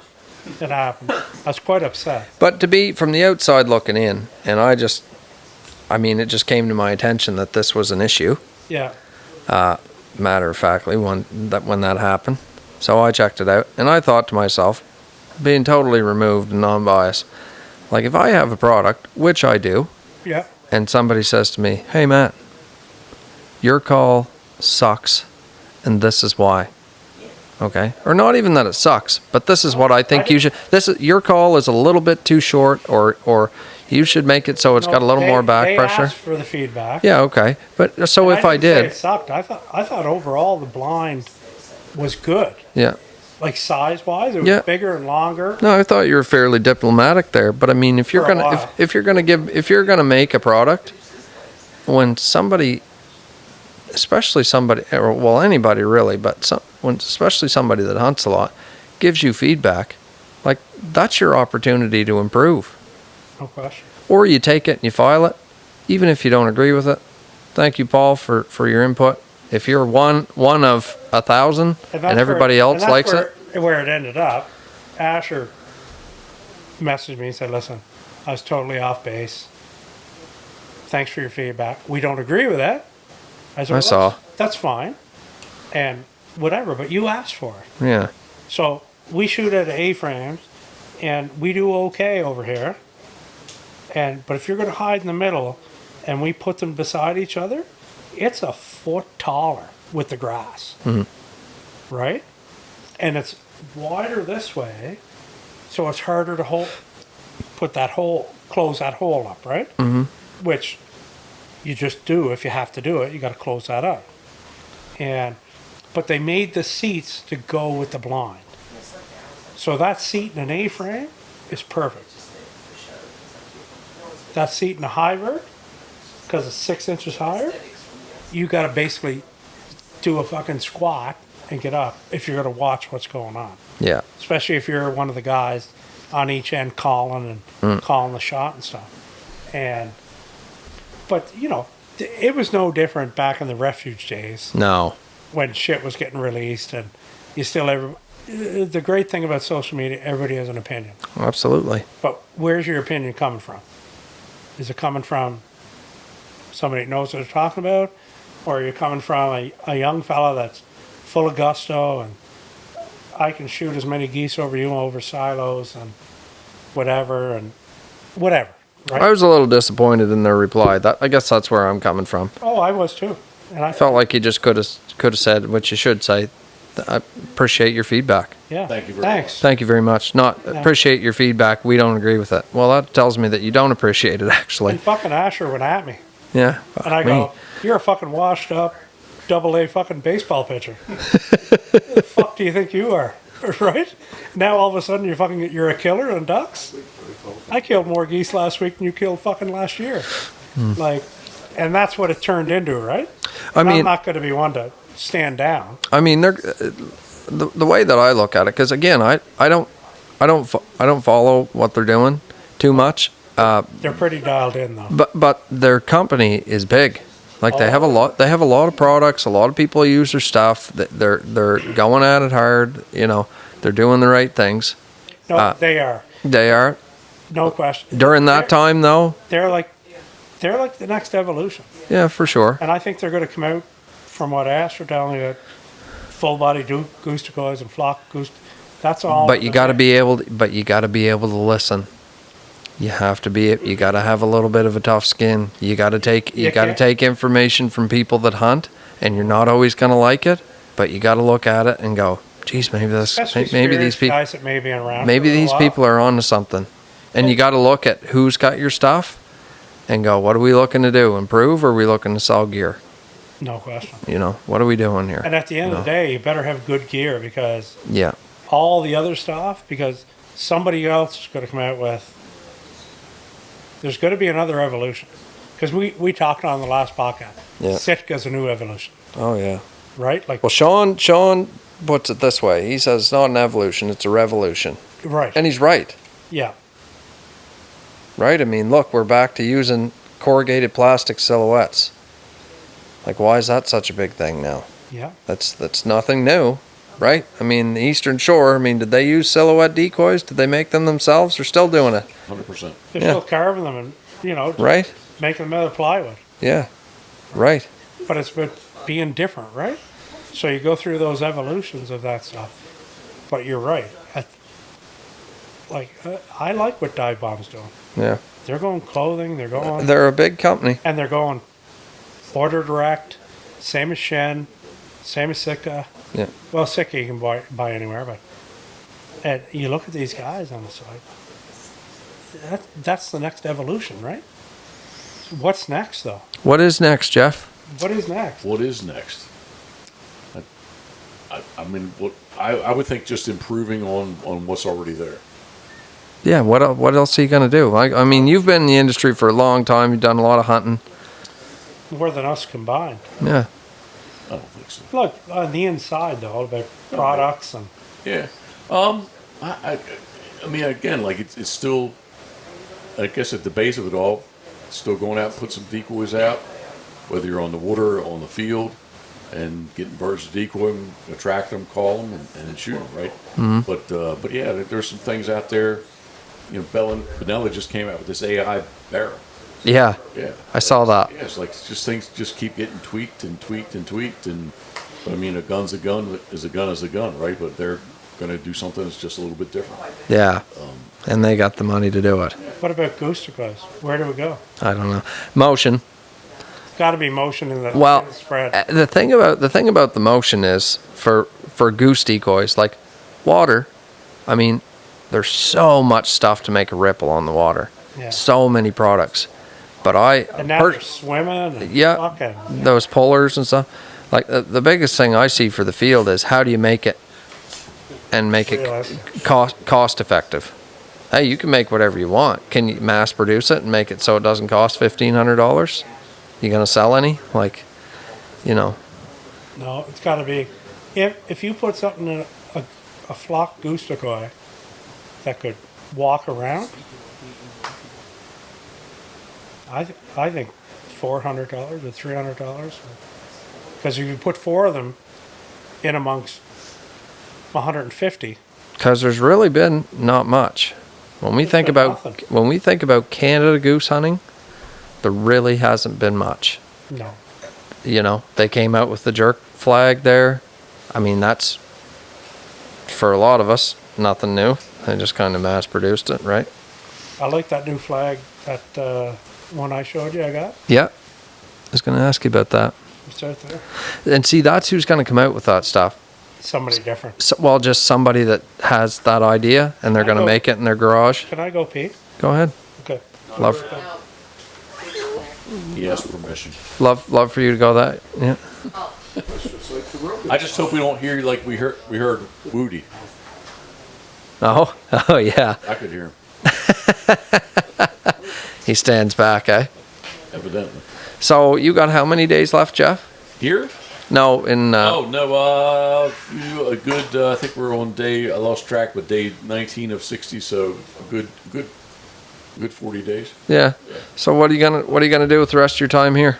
Enjoy it. You gonna do a little more hunting or? We're gonna do some more hunting. Enjoy it. I like to try to we'll see what Maverick and Cobra / Woody would we can maybe get and shoot another bears maybe. And we need to get Karen would like to get Rod to retrieve a couple, the female mama dog, get her to retrieve a bird or two. Yeah. I'm hoping, man, like Sunday night looks like there's maybe a couple more inches of snow. That would be kind of cool for us. Yeah. That's just we love being here. We really do. Yeah, I bet you do. Yeah, we do. Sometime you're up this way.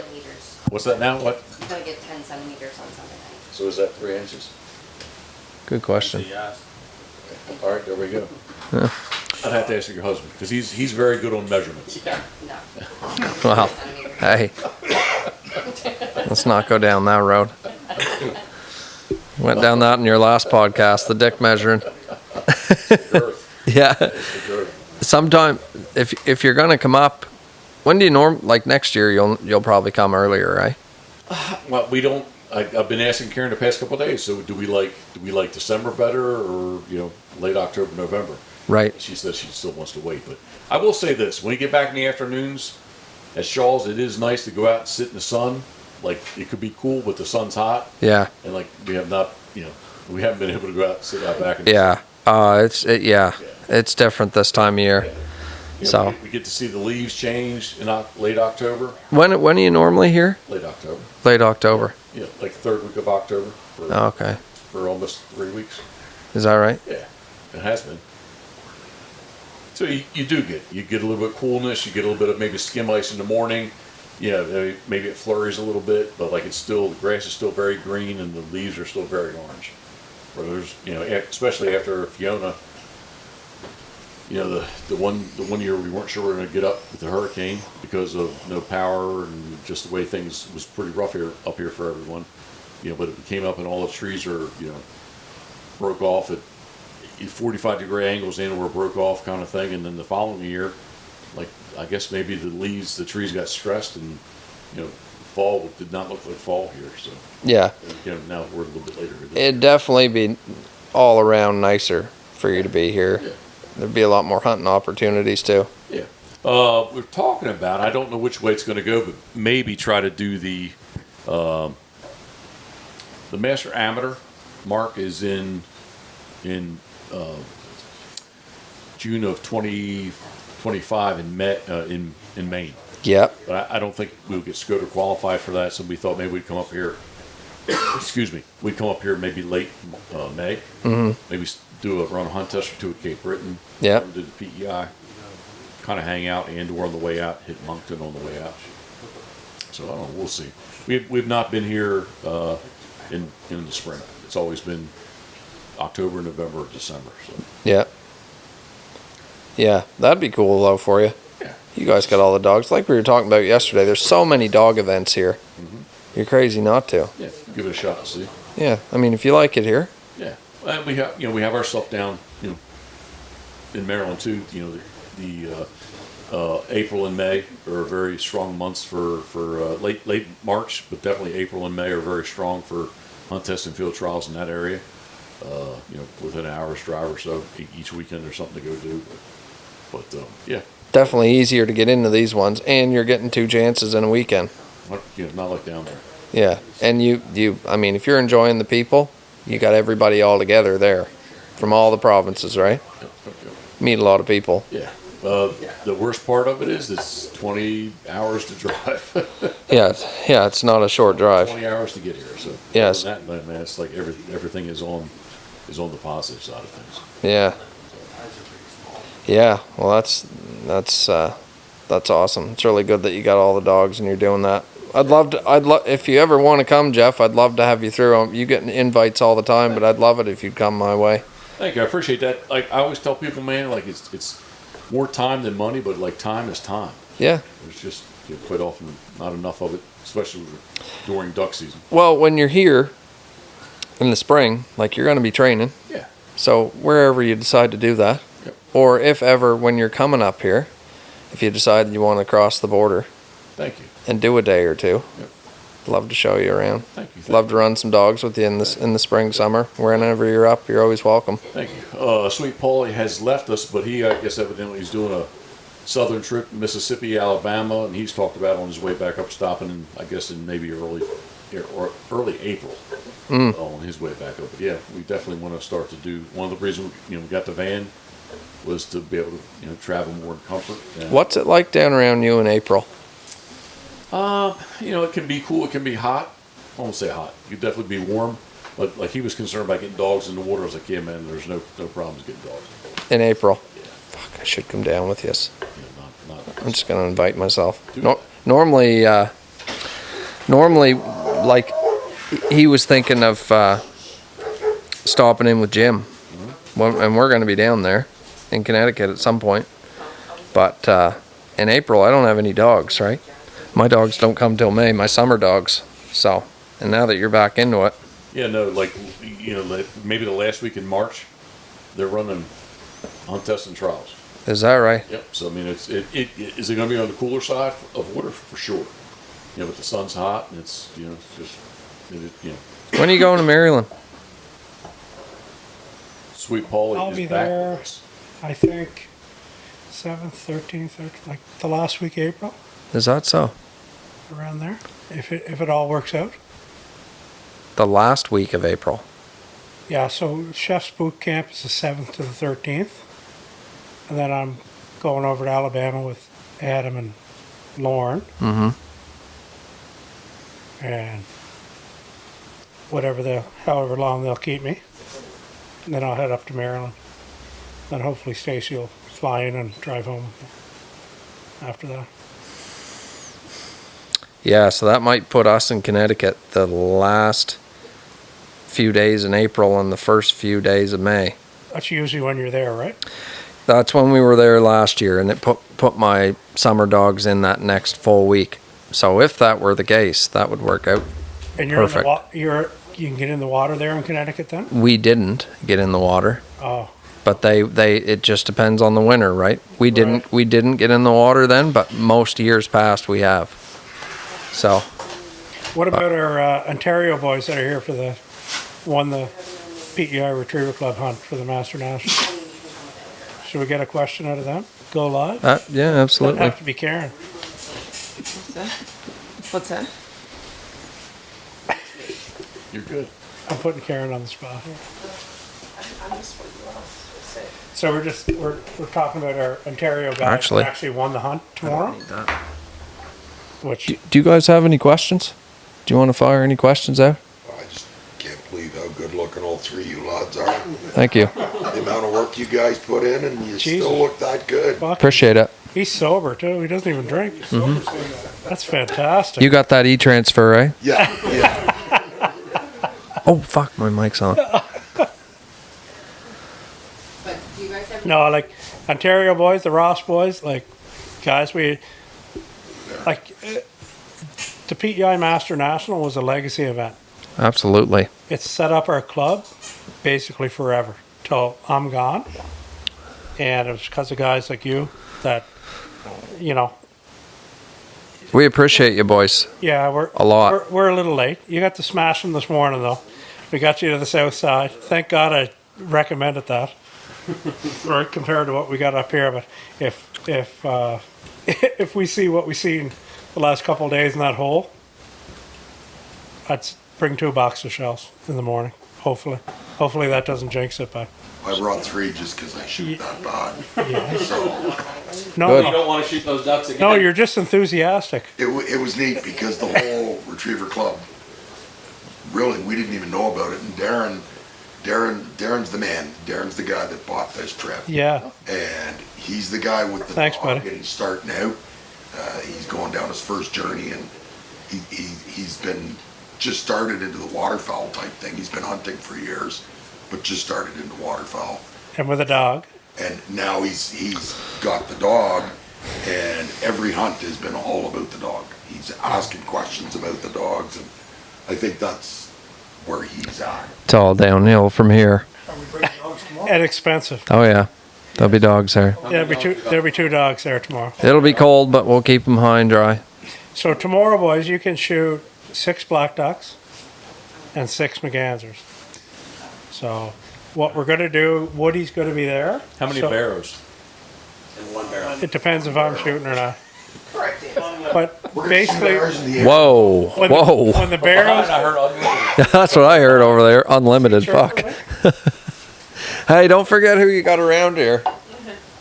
This isn't So, even my province. Holy shit. if we get barrels up there, Woody will call the shot. He'll say, you got to let them land because they're so hard to tell. And then he'll say, look, boys, there's 3 there. Fucking sluice them. Right? Because that would be more rare than a black duck. We bought a goose hunt Yeah. knowing that this was the spot to come for black ducks. Yeah. And Well, you're in luck. if we ever see another goose that's too early, we're here for the black Yeah. ducks. And yeah, it sounds like it's going to be all right. You guys have been real good to us so far. Yeah. And Well- I wish, and who knows? Like, we could have a goose hunt tomorrow afternoon. Who knows? That's going to be a trick. Especially if you guys are in Woodstock. We'll be back by then. Well, welcome to the dog world. Thank you very much. So a question about that, is there a crown dog? Come right over here. Is there a crown dog for the country of like the master dog of all masters? Is there such a thing? No. Well, No? in field trials there's the top dog. Yeah, there's a national. In field trials, there's a national field trial champion every year. That's okay. Yeah. But that's a different game. So that's the best dog. That's a competition. So when you're talking about hunt tests, what we're running, and we run some field trials. Field trials are a competition. Dog against dog. Okay. Hunt tests are everybody against the same standard. Okay. Everybody runs the same test, but we're not against each other. And you right? got to score so high through the whole test. Like, you can't have a 0, but you got to be 70% or 80%, whatever it is. You just got to be good over 5 series in a hunt test. So it's a standard, right? And where a field trial, like, it's dog on dog. Okay. Who's the best dog? So you could get, if you have 50 open dogs and you go and 15 shit the bed, well, now you got 35 open dogs. Yeah, and there's different stakes to that, like junior, qualifying, amateur, open. Yeah. So, but yeah, there is a national amateur field trial champion. In the States has a derby champion now. They do. A derby championship, which would be like a qualifying, right? They always do. No, there's No blinds. No just blinds. marks. Just marks, so it'd be like a junior. Yeah. Same as here. Yeah. No, there's no different. A junior. We've always had derby. Except 300-yard marks. Yeah. No, I didn't know, but they have I didn't know they had a derby national. Did they always have a derby national? They've had a derby list. Okay. No, Let's we get you got on- Derby National. I just listened to a podcast today with Paul Sletton, and he changed his whole program. Lauren Longevin. speaks highly as Paul Slatton. We were talking about him yesterday. Is Walter going with Slatton or with Andy Attar? Andy Attar. Yeah. They all came from Lardy. All those guys. Lauren, if you're listening to this by some chance, we love you. 10 points get you on the Derby list, and there was always a high point Derby dog, which there still is, except now they do have the Derby National. Yeah. So, Because Bill Hillman has the most high point Derby dogs of anybody Right. in history. Yeah. That makes sense Yeah. to me. He's a great young dog. More dog questions. Can you guys tell a master dog when you see it working? Can you guys tell the difference between a master and a junior dog? Oh, yeah. Yeah. Yeah. Yeah, for sure. I'll let Maddie answer that. A junior dog's pretty basic, right? When you think about a junior dog, you've got a dog that will reliably go out, pick up a bird, hold it, and deliver it to hand. Some of them are better than others. They'll come right in beside you at heel, and you can take the bird, and they're good. Others are just, barely there. But yeah, and then you get a master dog is steady. To all the factors, picks up multiple birds, does, critical concept blinds, land and water, so. It's a world of difference. yep. I think maybe what he's asking, though, is can you, at a junior level, can you say, hey, yes, that's going to be a master dog? Oh, is that what you're asking? Yes. Sort of, yeah. Oh, okay, sorry. We talked about that a little bit earlier. Like, so you see this dog, like, can you see that this will be a Sure. master dog? Oh, can you see its talent? Yes. Before- It's potential. Oh, yeah. Sorry, not a radio guy. Yeah, sorry, yeah. Shit, yeah. Well, I'm gonna call Same him right thing. out. I'm gonna call him right out right now. Gavin McAleer's dog, Rip. That's one of the best dogs I ever had through my program. Yeah. One of the best Yorkton dogs for sure. He's Picked up thousands. he's a hell of a dog. Matt, Yeah. can you say that again? What's that? Can you say that again? Oh, yes. Gavin, I love your dog. You need to send him to me. He needs to live with me. He's getting gray, which means he's stressed It needs a little love. because he hasn't been back with me, so he needs to come back. End of story. And Gavin and Rip's Bo, Rip's brother. So Stevie and Maddie Dixon. So Walter helped Maddie force fetch him. Mm-hmm. And he said to Maddie, here's here's fetch off the ground. Here's 300 casting. Here's force to pile. Whatever. And Maddie did all that. And you can take, so the other 2 weeks ago we're up here, we shot 30 ducks in 8 minutes. Right? And there was jacks and bow. And when we shoot ducks at first light or at the end of the day, we just shoot them till we think we're close to the limit, then pick them up and shoot whatever else we need. And even and Bo, he doesn't move. Yeah. He's in that blind. And I told him, I said, like, a lot of people don't get this. That the dog blind, whether it's an Avery dog blind or a Momarsh, is the best steadying tool ever fucking invented, Yeah. in my opinion. Oh, I agree. Right? And what's your standard? Right? I go, the standard should be, if that nose goes, Nick, kennel. Well, here's my They thing should be hidden. with the dog culture nowadays. And we really try to promote dog work in our videos. Yeah. Always have. It's the top comment that we get on our content is Yeah. the dog work. And my issue with a lot of dog work in videos now is as soon as they call the shot, the dog is in the decoys. And I'm like, there's no reason that should be. Everybody, Dog's gonna get shot. if your dog is going to break, and you're like, look, my friggin' dog's not steady. We've tried to steady him. We can't. Buy a stakeout chain. If it's got to be 3 feet long, whatever it's got to be, pound it down in the ground, hook a piece of chain to it, tie it to the dog, so that they can't break. And eventually, that dog is going to sit there, and it's going to mark better. No question. That's If the he's only. sitting there looking, Yeah. he's going to see.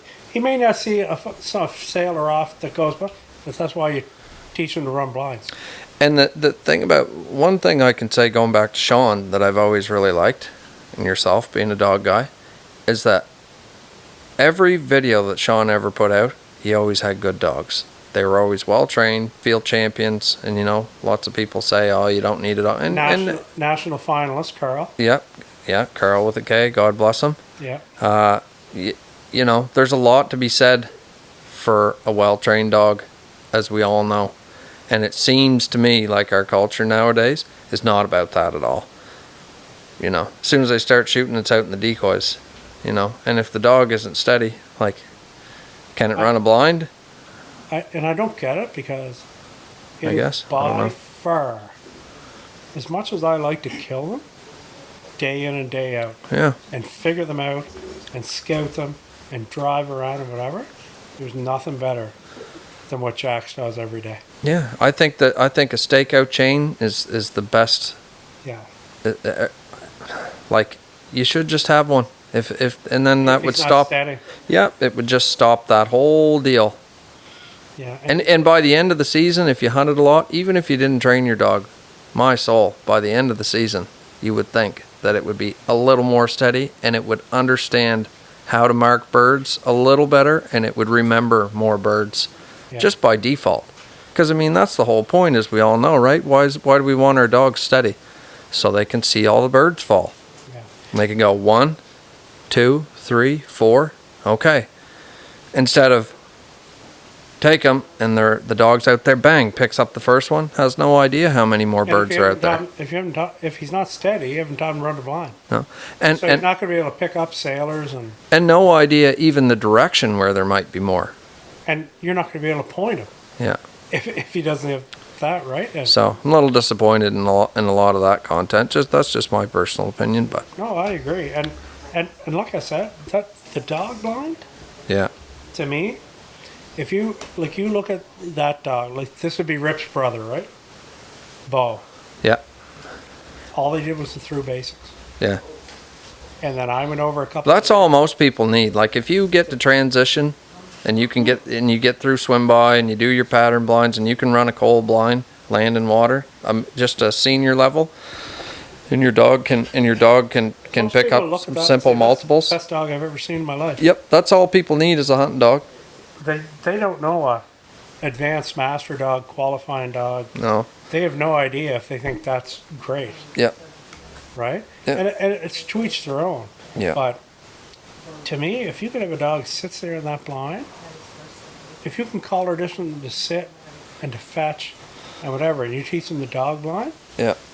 and they know it. They got doors. They got no kind of. You sit there and watch, and then all of a sudden, if you got, if he creeps a little bit, but doesn't break, you're not picking any of these up. Get in your kennel. And to me, like, if I didn't have Jax, I'd probably hunt 20% of the time. I would have lost my mojo.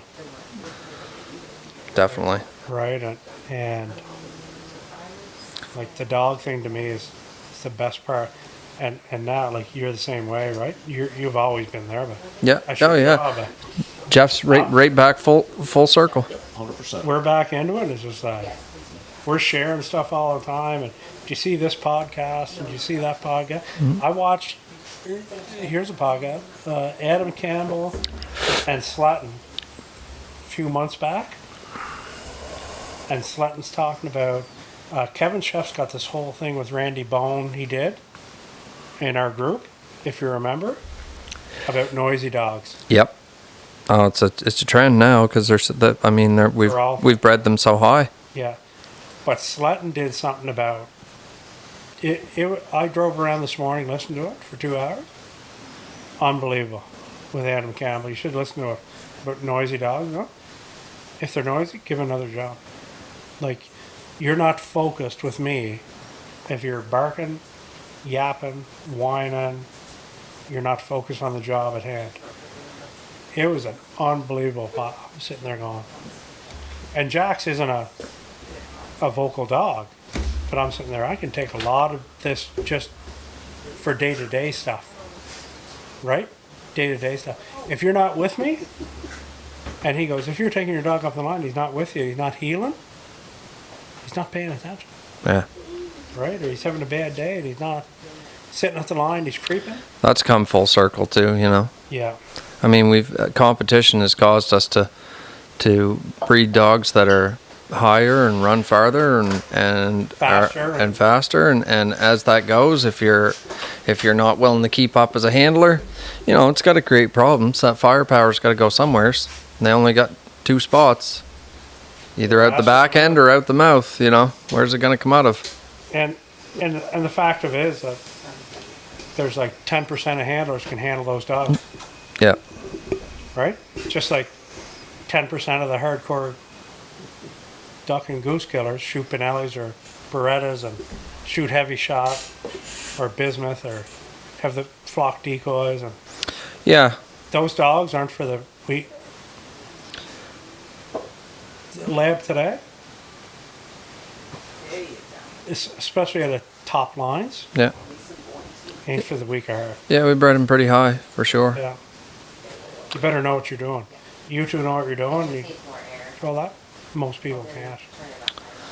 Well, boys, Unfortunately. we're an hour and 45 minutes in. Is that it? I thought I was 2 hours and 10. You probably were. It's because you left. You left us. Any more questions, fellows? What do you think of PEI, boys? Fantastic. We'll be back. Wonderful. Great to hear. Welcome again to the Maritimes. Thank you. Thanks for supporting the PEI Retriever Club and doing this hunt. Like And the National.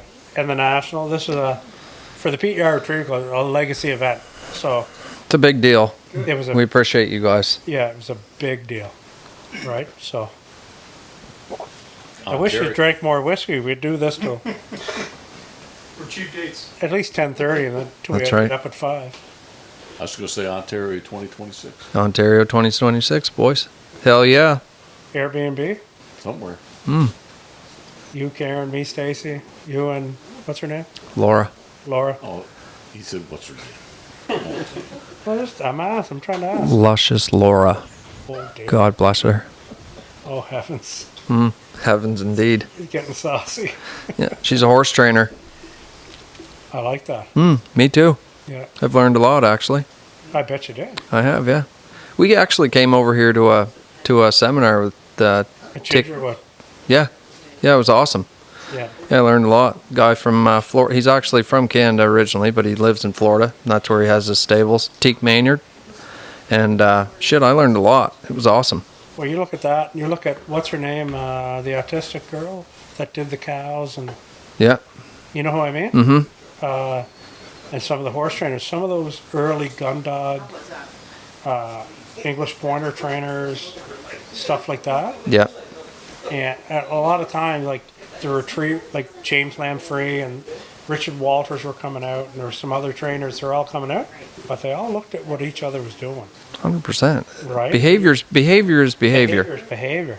And if you can figure something out with a horse that translates to a dog,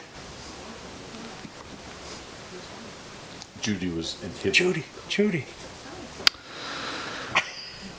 Jeff, Yes, sir. always good to see you, brother. Awesome to see you. Great to do a podcast with Thank you. you. We appreciate this. Just absolutely love it. Paul? I think the next podcast should be on the boat, an Ocean City Let's Marathon do it. in January of next year. So 2025? Yeah, a few of us would drive down and hang out with Jeff. I would love that. Jeff, would you have us in your boat? 100%. Wonderful. Oh, it's pay for it. January 2025 or 26. That's like next month. I mean, if you're talking Yeah, about next 26. month. Yeah, What is that? I'm trying to keep him straight. Oh, well, fuck. 26. Oh, well, okay. Just kick the Christmas tree over then. The fuck? Yeah, you want to go somewheres? Yeah, a year from now. No, let's go. You said next 3 year, weeks. Paul. 3 weeks. Okay, yeah, 3 weeks. Do you have a spot? No, he's Left booked. his shirt, no. Oh, fuck. Next year. But let's do it. All right. We'll take Walter. Hey, Who else should we take? I've been thinking about it for a long time. I've just been trying to get a group of guys, right? I really want to come. I would love to hang out with you. I'd love that too. We just need to get upstairs finished so we will have lodging You're gonna lodge us? for 6 people. That's all right. Hey, Hey, get your camper boy again, and we'll sleep in the camper. Yeah. We don't need. We much. used to lodge, and then we had a bunch of guys from the Maritimes come down. Karen was like, Close it all down. no. It'll get done one day. We just need to We were roughing it. in the spring buckle down and get the shit done. So it'll be good. Well, we built it. Pitboss World Headquarters. Been here PBHQ. for Yep. 4 years. Gonna be housing. Good night. Watch your podcast. What else you got on the go? Yeah. Throw some shameless plugs. Let's go. We need kick the decoy carving. 20, well, As like, Karen we're stands here. over my shoulder, we need to get that But you guys just will kick that in put more. You- And You guys are like everything you're making there. You're selling like they're gone. 2022. yeah, but I just need to make more. So he was, Yeah. Make more decoys? Well, you're selling those barrows, aren't it you? was just, we didn't have the bathrooms on Okay. there.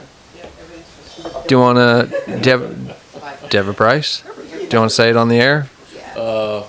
Generally, typically, the bigger birds are US 320 shipped. So that's like 4,000 Canadian. Yeah, sorry about that. But, That's like a 1.8 million. Yeah. Yeah. no, that's all good. We got a lot going on, and each day we get older, and we just need to.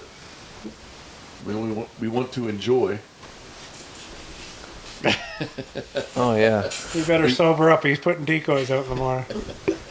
We want to. Yes! Enjoy, we want to enjoy, but each day we get older, so we just gotta get shit done. Yeah, absolutely.